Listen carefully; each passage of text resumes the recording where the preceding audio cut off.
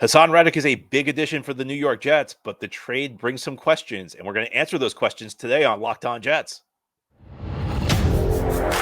You are Locked On Jets, your daily New York Jets podcast.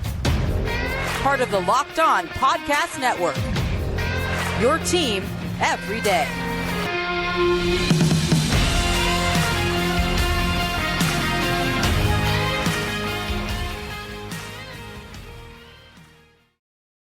Welcome. This is the Locked On Jets podcast, part of the Locked On Podcast Network, your team every day. It is Tuesday, April 2nd, 2024, and I'm your host, John B. from GangGreenNation.com. Thanking you so much for making the show your first listen or first watch every day. Subscribe to the show for free on YouTube or wherever you get your podcasts so you'll get new episodes as soon as they're posted. If you enjoy the show and are listening on a podcast source, please give it a 5-star review. And if you're watching on YouTube and enjoy the show, give this episode a big thumbs up. It helps us out, helps other Jets fans find the podcast. Today's episode is brought to you by FanDuel. Make every moment more. Right now, new customers get $200 in bonus bets with any winning $5 bet. That's $200 if your bet wins. Visit FanDuel.com/lockedon to get started. Well, the Jets made a big trade on Friday, acquiring star pass rusher Haason Reddick, a big addition to the pass rush. The trade does bring some questions, though, and we're going to answer those questions on today's podcast. Now, I think the first question deals with Haason Reddick's future. Reddick is entering the final year of his contract. He's set to become a free agent after the season. And if you look at what the Jets gave up for him, it was a decent package. Jets are sending a day 2 pick to Philadelphia for Haason Reddick. Now, it's a couple years down the line, but it's still a day 2 pick. It's set to be a third-round pick, and I think it's probably going to be a third-round pick, so it's a conditional pick. It's a third-round pick unless Reddick both plays 67.5% or more of the snaps for the Jets in 2024 and has double-digit sacks. So it has to be both. If he gets 12 sacks and plays 60% of the snaps, Jets are only giving Philly a third-round pick. If he plays 70% of the snaps and gets 9.5 sacks, Jets are only sending a third-round pick. It's only if he hits double-digit sacks and plays at least 67.5% of the snaps. And I'm not expecting him to play 67.5% of the snaps. If you look at the way Robert Saleh rotates his linemen in and out, it's unlikely. There was not a Jets defensive end who had 67.5% of the snaps last year. Jermaine Johnson led the pack with about 66% of the snaps.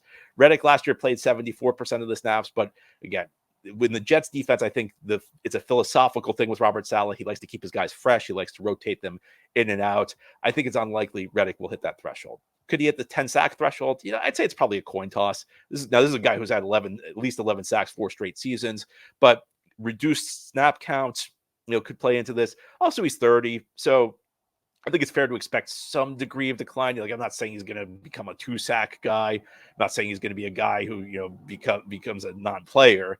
I think, but expecting some little decline, especially for a player who's more, depends on his athleticism. He's not a power guy. Power tends to age better than athleticism. So you're expecting a little decline, maybe 8 to 9 would be a reasonable number. But either way, I think more than anything, it's the snap total. I doubt he's going to meet that threshold and play as many snaps as he needs to in order for that pick to convert to a second-round pick. However, it is still quite a price. Third-round pick's a pretty decent price to pay for a player. Now, again, you have to give quality to get quality. I'm not saying the Jets necessarily overpaid for Reddick, but I do think to justify a trade like this, it cannot be a 1-year rental. You can't give up a 3 for a 1-year rental. Now there's a school of thought that maybe the Jets let Reddick go in free agency and they get a compensatory draft pick in return. And if you're not familiar with compensatory draft picks, essentially every year the NFL gives extra draft picks, bonus draft picks to teams that lose more than they gain in free agency. And, depending on how Reddick plays next season, it could be a pretty decent pick because the quality of the pick, how high the pick is, depends on how big of a contract the guy you lose gets. I think that this is a strategy that's a little bit too risky because, first of all, you don't really know what Reddick's market price is going to be next year. Again, I think the Jets, because they rotate guys in and out, that may reduce his statistical accomplishments in 2024 a little bit, not a lot, but a little bit. And that's the type of thing that can hurt you when you hit free agency. The second thing is the Jets have a lot of key players who are hitting free agency this next offseason. I mean, both starting tackles, their number 2 receiver. They still may bring in a number 3 receiver on a 1-year contract. You look at the other side, defensive side of the ball. You've got, your number 2 and 3 corners are set to hit free agency. Lots of key players are about to hit the open market. So that's, it's tough to see a scenario where the Jets can be guaranteed. It's possible, but it's tough to guarantee that the Jets will be able to get a compensatory pick because beyond losing players, you also have to lose overall more than you gain. And that's not going to be an easy task because a lot of those players are key players to the Jets who either need to be re-signed or a replacement will need to be signed for them. So this leaves us with the contract extension option. And if you look at overthecap.com, which is the preeminent website that tracks NFL contracts and things along those lines, if you look at like what the top 5 pass rushers get, and Reddick for the last couple of years has been like a top 5 edge rusher in the league, you're probably looking at a contract, around 25 million or so, give or take, maybe a little more, maybe a little less. So that's a decent contract to give out. And again, you have to pay to get quality. What complicates this are a couple of things. First of all, again, the age. You're potentially giving a contract extension to a guy who's 30 years old. And that's always, whenever a guy's age begins with the number 3, giving him a contract extension it's always a risk because older players decline. Some guys age more gracefully than others. In Reddick's case, again, a guy who's an athleticism-based player, it's going to be particularly risky to do that. But, again, it's tough to justify. I mean, look, if Reddick, posts 12 sacks and the Jets win the Super Bowl this year, you can justify giving up a 3 for a 1-year rental. But short of that, I think you have to get like 3 years. Maybe you could argue 2, but you have to get multiple seasons out of him because it's a lot to give up. And it's not just like the Jets gave up a spare 3. The Jets did not have a 3rd-round pick last year. There were a couple trades that got them to that point, but the end result was they lacked a 3. They lack a 2 this year. And now because of Reddick, they probably will lack a 3 in 2026. And there's nothing wrong with this, but these aren't bonus picks. The Jets are giving away some of their core picks. So it's not like a couple of years ago where they had all these extra draft picks. It's like, we can throw one just for a 1-year rental. This was a pretty, I don't want to overstate how big of an investment was, but you shouldn't understate it either. 3rd-round pick is valuable. Day 2 picks are where the meat of the draft is in many great draft classes. So, and again, I'm not saying the Jets necessarily overpaid to get Reddick, but I think it's important to understand the Jets give up a valuable asset for him. And when you give up a valuable asset, it's not like if the Jets give up a 5 or a 6 for Reddick, this is a different story. It's like you give up a 5th-round pick or a 6th-round pick. Hey, no problem. 1 year, we'll see what we can get out of you.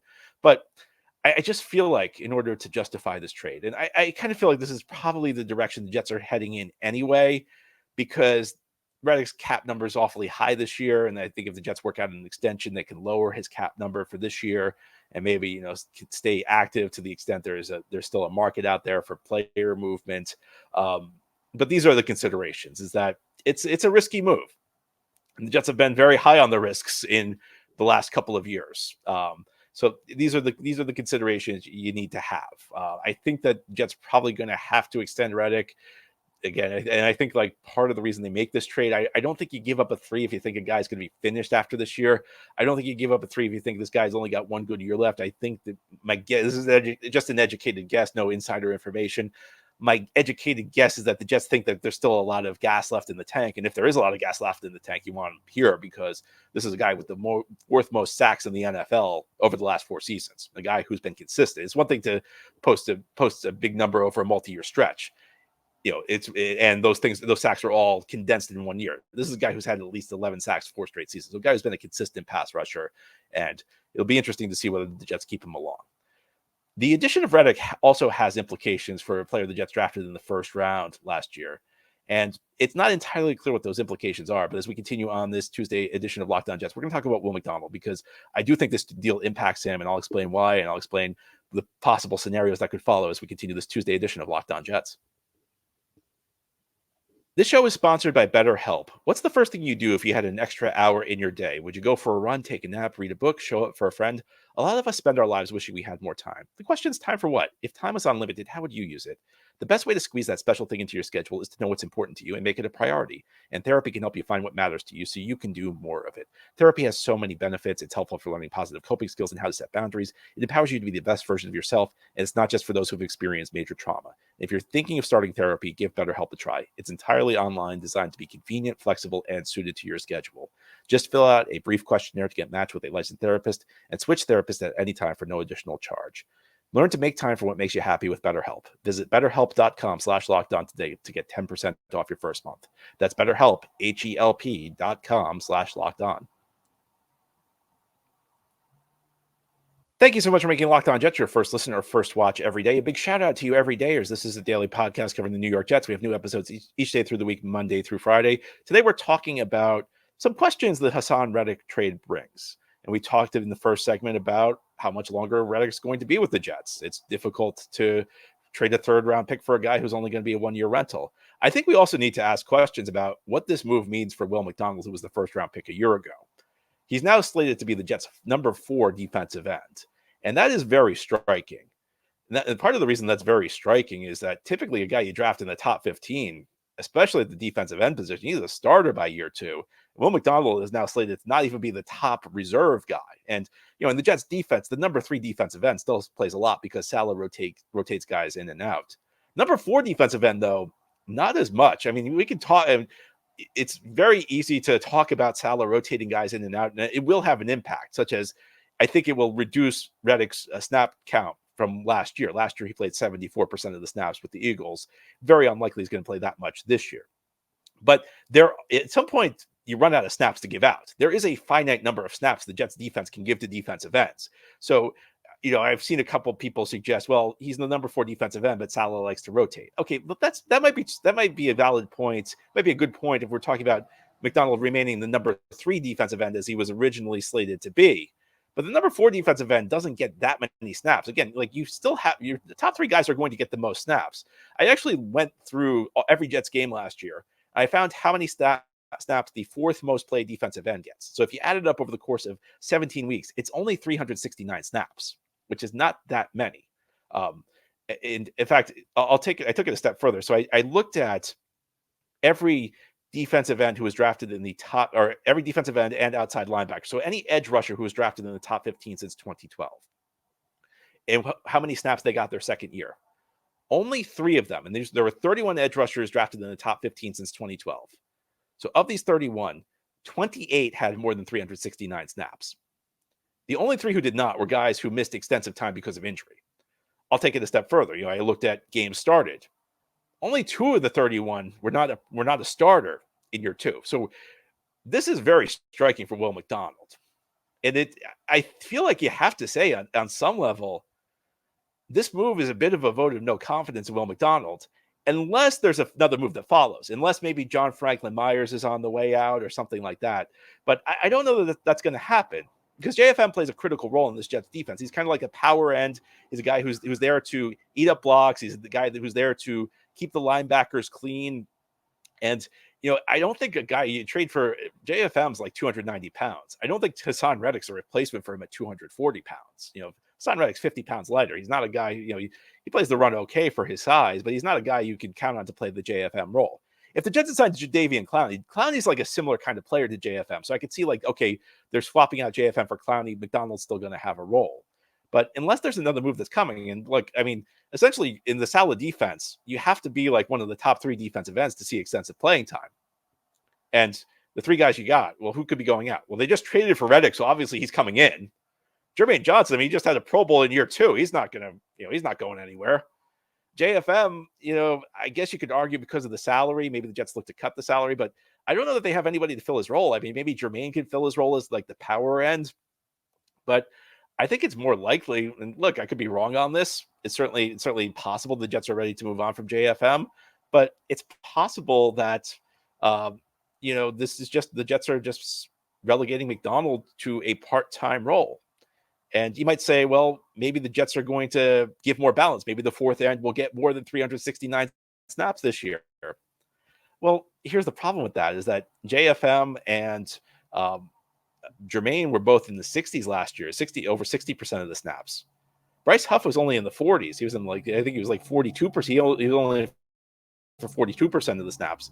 We can expect Reddick to get more than 42% of the snaps. We can expect Reddick to get more snaps than Bryce Huff. Now, maybe some of them, maybe you give them some of the Jermaine snaps, maybe you give them some of the JFM snaps, but I don't think they're all going to come from those 2 guys. I think probably you'll see Reddick take snaps from the lower level guys. And then you also have your guys like Michael Clemens who are going to need snaps along the way. So there's not really much of I don't really see as the team's currently constructed. And this could change very quickly if there's a trade. And of course, if there's an injury, but it seems to me, that's pretty telling that the Jets don't, if the Jets are trying to relegate Will McDonald to a part-time role, because first round pick you'd think would be able to handle the number 3 defensive end role. And you'd think a guy you picked in the top 15 a year ago is somebody you would view as an impact player. So where does this leave Will McDonald? Well, there's always an opportunity if there's an injury, you can step up. But I think you have to view this as some sort of signal that the Jets coaching staff does not love McDonald. And you could probably see that from a year ago, how little he played. I mean, I know people compared it to Jermaine's rookie season. Jermaine was consistently shutting down the run his rookie year. Jermaine was a part of the defensive end rotation. Jermaine was essentially the number 3 defensive end as a rookie. McDonald was really a part-time player last year. So I've seen people talking about how we're going to have the same trajectory, but they're not. Jermaine and McDonald are not really on the same trajectory to begin with. Jermaine was a part of the Jets defense. Maybe he wasn't as big of an impact guy as a rookie as some of his fellow rookies were, like Garrett Wilson or Breece Hall or Sauce Gardner. But Jermaine was a part of the team. Jermaine was part of the defense as a rookie. Then he stepped up into like more of a starting role in year 2.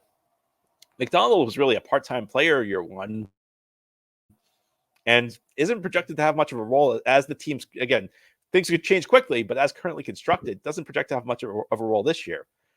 And the only thing I'll say about this is if the Jets have done an internal evaluation and said, what, McDonald, maybe we didn't make the right move here, I do think it's better to turn the page than it is to just give them snaps for the sake of appearances.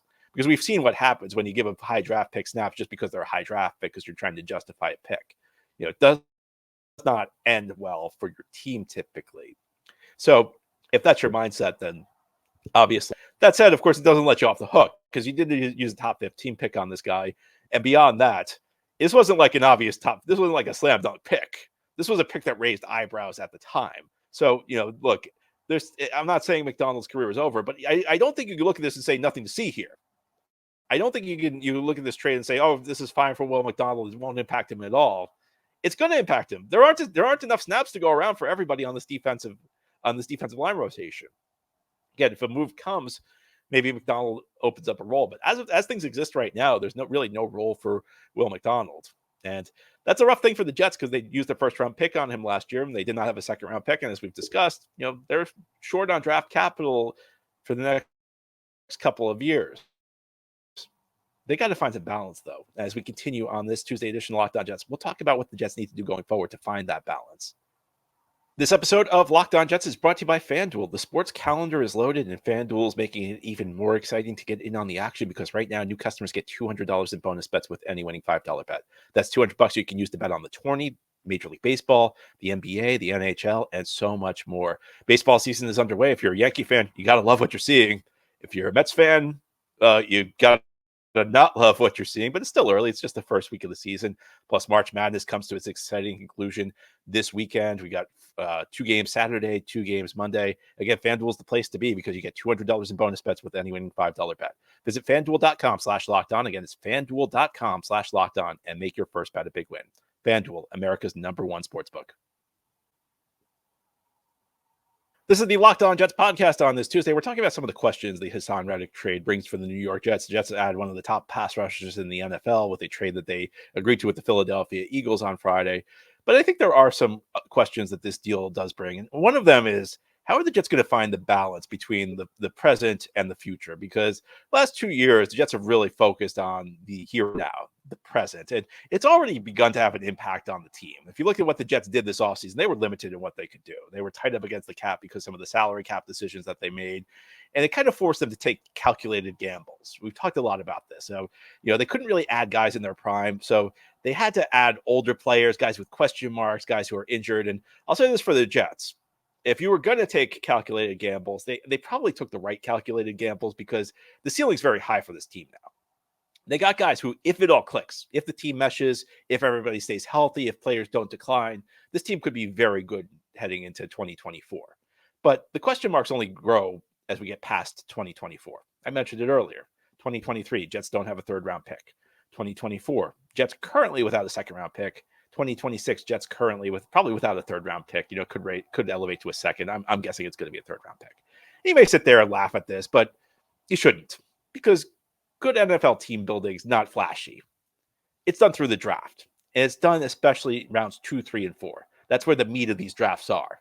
That's where you get good players. That's where, I don't want to say anybody can scout in the first round because there are lots of first-round busts, but the first round is where the obvious great players go. And some of them like obviously don't pan out, but you or I could have figured out Sauce Gardner was going to be a great player. Rounds 2, 3, and 4, they're still great players, but you have to be able to identify them because there aren't as many. And there are lots of guys who aren't really that great, who are kind of camouflaged as being great players. And you look at the way a lot of the great teams are built in this league, it's through those rounds. You can't constantly be short on them. Now, there's nothing wrong with trading a pick in rounds 2 or 3 for a great player like Haason Reddick. Sometimes that's what you got to do. Sometimes that improves your team. Draft picks are there to improve your roster, and there are multiple ways your draft picks can improve the roster. I'm not saying I'm against the principle of trading draft picks for players. All I'm saying is that at some point you have to find the balance. You have to replenish what you've lost. And I think that's what the Jets need to do, because if you go three out of 4 years short of day 2 pick, your roster is going to take a hit. And I think part of the challenge of this is that it's never concrete. When we're talking about trading draft picks, it's always kind of abstract about what you're losing out on. And that's especially true on a 53-man roster. When you're talking about a draft class that's short on picks, you don't really appreciate the impact that can have. And first of all, you're losing an opportunity again to get a good player where where some of the best picks in the draft are made. You also have to remember that rounds 2 and 3, players get very small contracts. Round 1 players get deals that are discounted if they're a star. Rounds 2 and 3, the guys are making close to the league minimum, not much more than the league minimum. So if you find a star out of there, it has a crazy multiplier effect on your team because you're getting such amazing value for the player. Beyond that, the draft is very inexact. I say this over and over. If you're an everydayer, you've heard me say this over and over and over. And I'm going to say it again. I'm going to keep saying it because it's true. The draft is a very inexact science. And one of the reasons, and maybe the primary reason it's important to have multiple picks, is that nobody bats 1,000. It doesn't matter how good you are as a talent evaluator. It doesn't matter how good you are as a GM. It doesn't matter how good your scouting staff is. You're going to miss on picks. And some of these picks will not be your fault. Sometimes a player will just suffer a devastating injury that changes his career trajectory. And sometimes there are things that you don't project well. Sometimes a guy can't pick up a playbook well. Sometimes a guy doesn't mesh with your coaching staff. Sometimes a guy, has other things going on. You can't get everything right. The best GMs don't bat 1,000. They don't even bat 500. Every year, I get people emailing me telling me the Jets draft class, less than 50% of are contributing as rookies. Well, yeah, less than 50% of draft picks are successful. Even great GMs don't bat 500. You want to give yourself as many opportunities though, because of how difficult it is to project these players. It's so hard to figure out what a guy does in college will translate into the NFL. You can go through college and play your entire career to that point, being able to dominate guys because you're just physically the best player. In the NFL, you're going up against the guys who are just as fast, just as strong as you. And some guys just can't handle that. There's a lot to try and decipher when you scout these prospects. And essentially what you're trying to do when you scout is you're trying to make educated guesses. You're trying to figure things out, but it's not easy. And you got to build in some margin for error.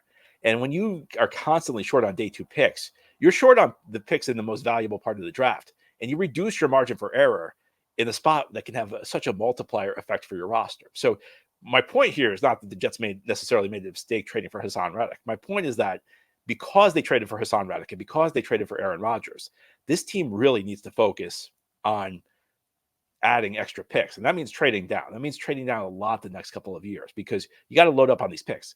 It's especially important for a team like the Jets, where the cap situation is still not great, where you have so many older players at key spots, where we're talking the long-term future of the franchise. You don't have a quarterback right now. You only have one long-term wide receiver in Garrett Wilson. You don't have a long-term tackle. You got to add players.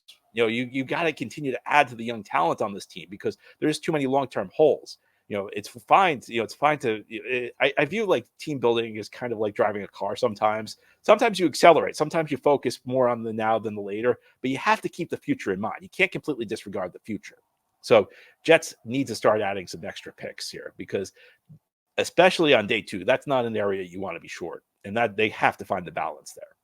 Anyway, that's all for today's episode. This has been the Locked On Jets podcast, part of the Locked On Podcast Network. Your team every day is our motto. As always, if you enjoy the show, hit the subscribe button where you're watching or listening so that you'll never miss an episode. If you enjoy the show and are listening on the podcast source, give it a 5-star review. And if you're watching on YouTube and enjoy the show, give this episode a big thumbs up. It helps us out and helps other Jets fans find the podcast. Have a great Tuesday, everybody, and send in your mailbag questions. Tomorrow we will have our weekly mailbag show. Take care.